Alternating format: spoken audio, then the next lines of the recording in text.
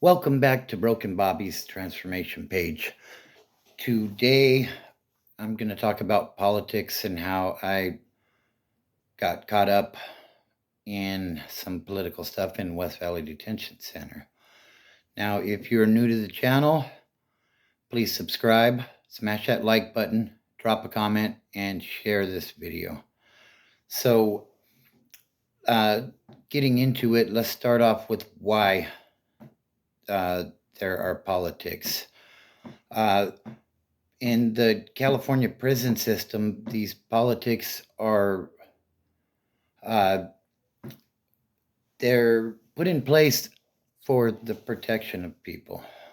Um, the more you intermingle with other group factions and in the prison system in particular, like dealings and buying things and having credit lines with other races, uh, could ultimately end up in a riot. So if I'm say I'm playing chess with somebody and they get upset, and I've had this happen before, and they want to fight because they lose. Some people just don't know how to lose, you know. So basically, what happens is it's not just me against you; it's me and my group faction against you and your group faction because there are no one-on-one fights in the prison system. So a lot of these politics are carried over into the county jails as well. Well, depending on where you land in the county, some places are super political. Some places have very little to no politics. And uh, basically, I ended up somewhere where there were no politics at all. And so I ended up in Unit 15 in West Valley Detention Center. This is dorm living. I don't remember which, in Unit 15, it's like A, B, C, D, E, F, or something to that extent. They're all lettered. It's the unit, and then the letter is like the subsection of the unit.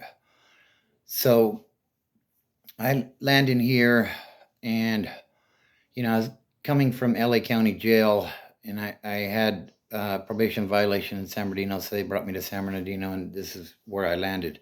Now, in LA County Jail, everything is super political. So, keep in mind, I'm coming from this atmosphere, and I land in Unit 15.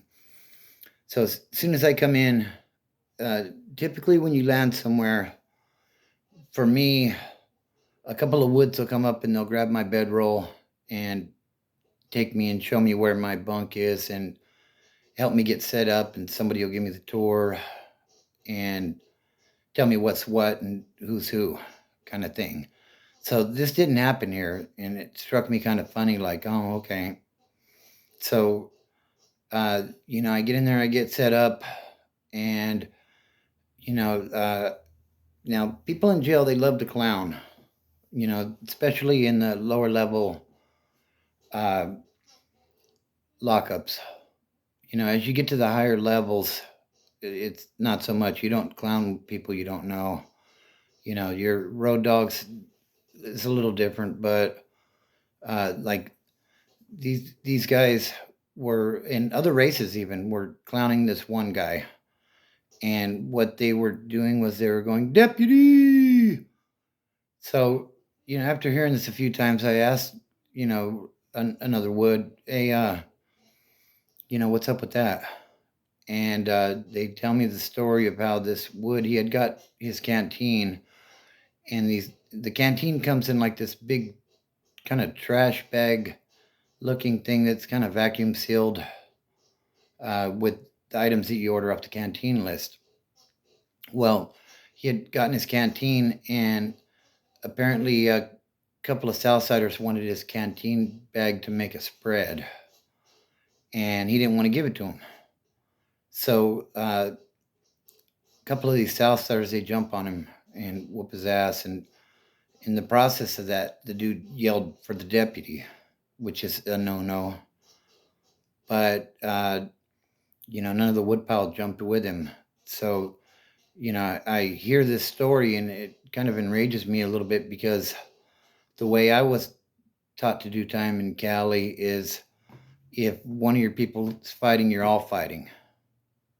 So for me to hear that everybody stood down why this wood got jumped really pissed me off. So I started asking questions and kind of pushing a line in there because nobody was working out, which they should be every day.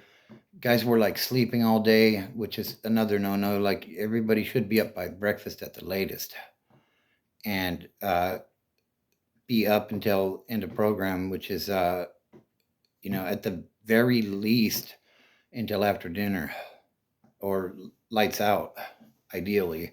Just because you never know what could happen. Something could kick off and you want to be asleep and get pummeled. That's kind of the way I learned it. So I eventually get with the shot caller, who's this guy that lays on his bunk all day. He was fighting a murder case and he was looking at all day, life sentence.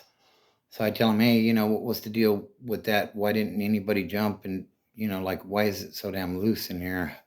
Like, this isn't good. And I told him, you especially, you're looking at going to prison for the rest of your life. Like, you should be practicing this stuff already because where you're going is going to be highly political, and somebody's going to stab you if you do stupid stuff like you're doing here.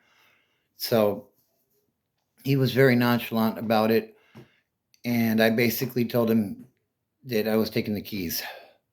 In other words, I was taking over the dorm. If he couldn't run the place correctly, then I would do it.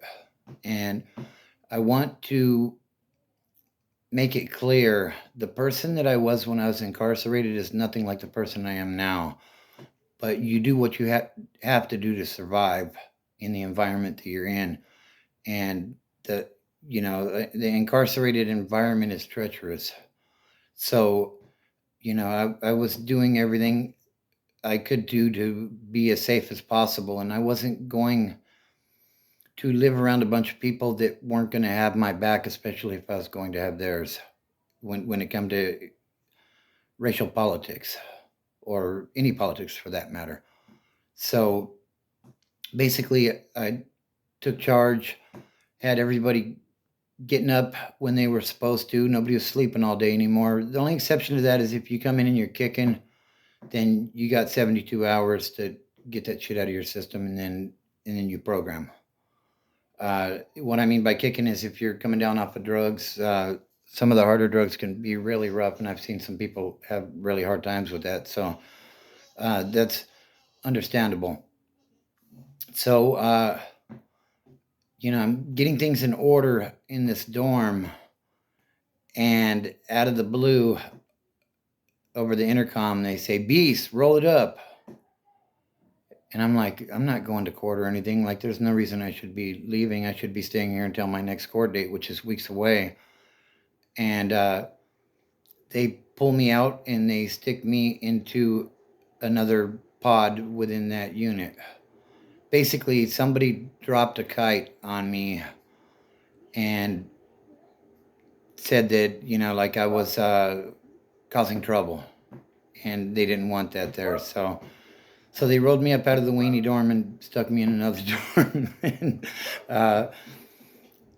the other dorm was already pretty well organized, and I finished my time out there before I went. Uh, I think I went home from West Valley actually, but uh, so yeah, that's the spiel for today. It, like I said, it can be treacherous in jail. So you either get with the politics or you're gonna have something coming. Like it's unfortunate, but it is what it is in there. So it all comes down to. Uh, I'll say this: 90% of the people that I was incarcerated with were incarcerated for drugs or alcohol-related issues. So if you have a problem with that, I suggest you find an NA meeting or an AA meeting or even a residential rehab to check yourself into so that you can, you know, get it together, because you know the drugs are going to lead you on the wrong path. And I was on that path for a long time. Thank God I made it back. So for me, it's family, fitness, and freedom. With these three things, anything is possible. And like I said, if you need help, you know, do a simple Google search: NA meetings in my area, residential treatment in my area. A lot of times they have county beds that you can get into these residential treatment facilities on for like 90 days. And basically, the county will pay for it for you if your benefits won't. So if you need help, I suggest you get the help that you need. And don't look at the mountain, just start climbing.